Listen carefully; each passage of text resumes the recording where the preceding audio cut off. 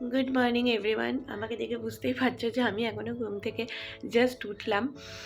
আর মায়ের কাছে যেহেতু আছি, আমাকে এখন বেডটি দিয়ে গেছে।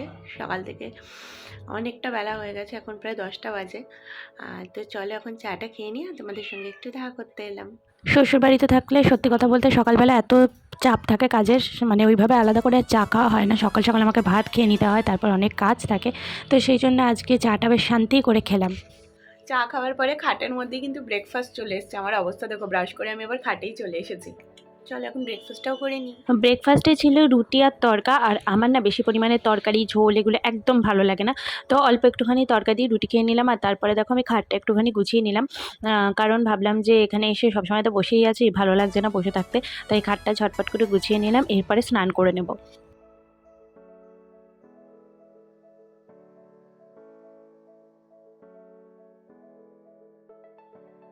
অলরেডি বেলা 11টা বেজে গেছে, আর আমি এখনও কিচ্ছু করিনি, জাস্ট ব্রেকফাস্ট করলাম। আর এখন স্নান বাকি রয়েছে। চলো এখন স্নানটা করতে যাবো। এই যে জামা কাপড় নিয়ে রেডি, তারপর পুজোও করতে হবে আবার। আমার চান করা অলরেডি হয়ে গেছে, আর এখন আমি পুজো দিতে যাবো। বাপের বাড়ি ঠাকুরের জায়গাটা তোমাদেরকে একটুখানি দেখাবো। বেশ সুন্দর করেই সাজানো রয়েছে, এখানেও মা খুব সুন্দরভাবে সাজিয়ে রাখে। চলো।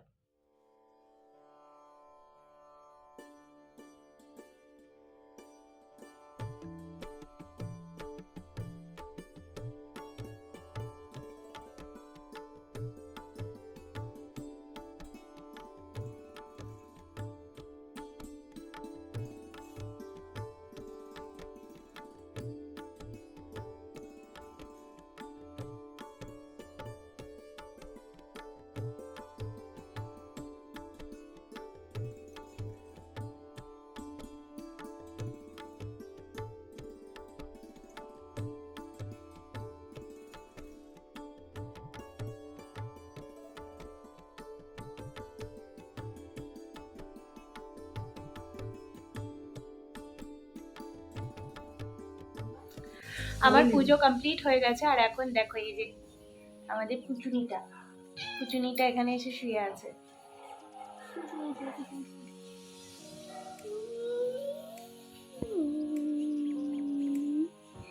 এটা কি?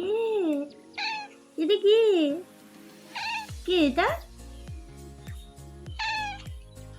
দেখো,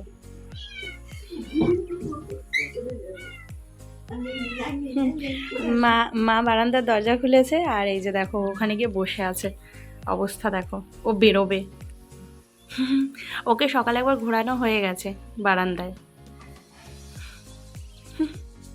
এখন লাঞ্চের টাইম হয়ে গেছে, আর আমি অল্প একটুখানি খাবো, কারণ অনেক কিছু দেখলাম রান্না হয়েছে। এদিকে চিংড়ি মাছ রান্না হয়েছিল, তারপর এখানে ছিল আর মাছ, আর তারপরে এখানে অনেক কিছুই ছিল। বেগুন ভর্তা ছিল, আর মাছের তেলের বড়া ছিল, তার সঙ্গে ছিল পার্শে মাছ, আর ওদিকে কুমড়ো ফুল, আর হচ্ছে কড়াইশুঁটির বড়া করেছিল মা, আর ডাল ছিল। তো অনেক কিছুই ছিল, আমি অল্প কিছুই খেয়েছি, কারণ এত কিছু না আমি খেতে পারি না একবারে, সত্যি কথা বলতে। তো চলো এখন খেয়ে নিই। আর গরম গরম কুমড়ো ফুলের বড়া খেতে তো আমার ভীষণ ভালো লাগে। আর কার কার ভালো লাগে প্লিজ একটুখানি আমাকে জানিও। গরম ভাতে এগুলো কিন্তু শুধু শুধু খেতেই আমার ভালো লাগে। তো চলো এখন লাঞ্চ করে নিই, তারপর দেখা হবে।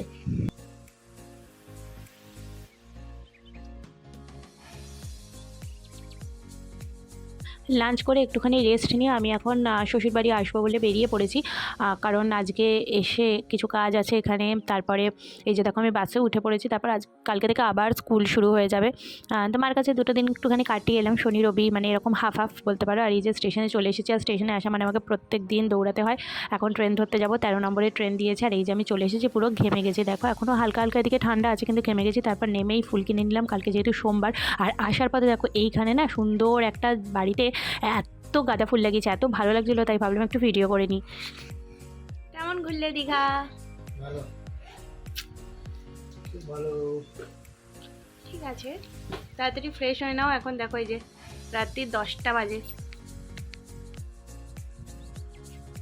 অলরেডি ডিনার নিয়ে বসে পড়েছি। আজকেও কিন্তু ডিনারে গরম গরম মাছ ভাজা ছিল, কারণ দুপুরে যখন আমি মাছ ভাজা খাই তখন তো হাজব্যান্ড থাকে না, ও গরম গরম খেতে পারে না, তাই ভাবলাম আজকে ভেজে নিই। আর এই যে দেখো এখন খেতে বসে গেছি। আর তার সঙ্গে কিন্তু পাবদা মাছও সেদিনকে যে রান্না করেছিলাম কালকে, সেটা খাওয়া হয়নি, কারণ রাত্রিবেলা তো দুজনের কেউই ছিলাম না, তাই সেই পাবদা মাছটা এখন খাবো।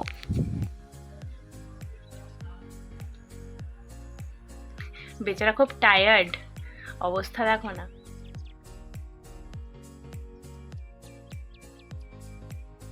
আমার সারাদিনের রুটিনটা তোমাদের সঙ্গে আমি মোটামুটি আজকে শেয়ার করলাম। এই রোববার দিনটা আমার এভাবেই কেটে গেল। আর এখন শোয়ার পালা, প্রচণ্ড ঘুম পেয়ে গেছে। আজকের মতো সবাইকে গুড নাইট। সবাই ভালো থেকো, সুস্থ থেকো, সাবধানে থেকো। কালকে আবার দেখা হচ্ছে নতুন ব্লগ নিয়ে। আর যারা নতুন দেখছো, বারবার বলছি চ্যানেলটা সাবস্ক্রাইব করে রেখো, ভিডিও দিলে নতুন নতুন তোমরা নোটিফিকেশান পেয়ে যাও। সো চলো, আজকের মতো সবাইকে টাটা।